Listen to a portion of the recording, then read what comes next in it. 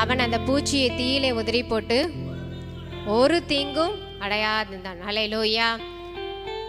அந்த பூச்சியை தீயிலே உதறி போட்டு ஒரு தீங்கும் ஆண்டோட பிள்ளைகளை தீங்கு ஒன்றும் செய்யாது. ஹல்லேலூயா.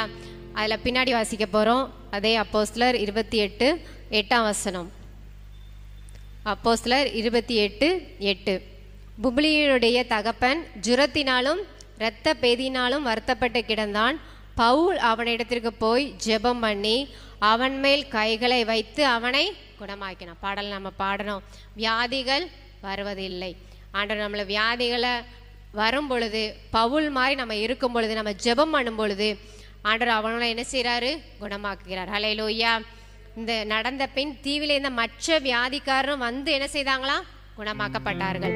அதே அப்போஸ்தலர் 28:9 பார்க்க போறோம்.